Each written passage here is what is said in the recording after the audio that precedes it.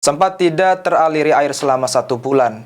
Sebanyak 600 pelanggan PDAM di Kecamatan Rambang, Kapak Tengah, Kota Prabu Mulih akibat trafo PDAM dicuri. Kini trafo PDAM mulai hidup kembali setelah dipinjamkan trafo oleh pihak PLN.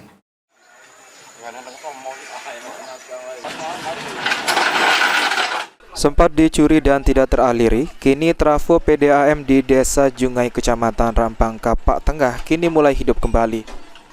Lantaran PDAM Tirta Prabu Jaya mendapatkan pinjaman trafo oleh pihak PLN ULP Prabu Mulih. Lebih kurang 1 bulan 600 pelanggan PDAM di 4 wilayah di Kecamatan Rambang Kapak Tengah tidak dialiri air bersih PDAM, sehingga harus dibantu dengan menggunakan kendaraan tangki air bersih, sehingga distribusi air ke 4 wilayah di Kecamatan Rambang Kapak Tengah mulai teraliri kembali.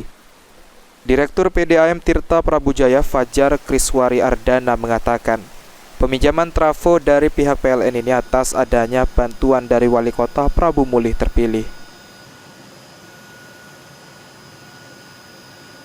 Seperti kita ketahui bersama bahwasanya RKT itu sempat terhenti lebih kurang 1 bulan.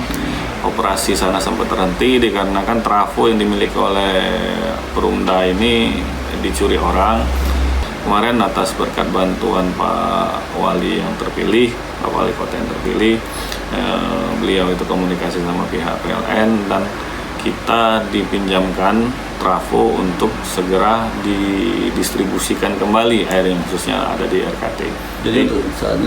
Jadi saat ini kemarin sampai dengan jam lebih kurang sore, kalau nggak salah jam 4 sore itu sudah selesai pemasangan trafo. Hari ini kita tim dari PDAM itu mulai melakukan pengolahan. Informasi yang didapat untuk mengganti trafo yang dipinjamkan oleh pihak PLN saat ini, Dinas Perkim Kota Prabu Mulih telah memesan trafo agar distribusi air di Kecamatan Rambang Kapak Tengah terus berjalan. Anggi Perkasa, PAL TV.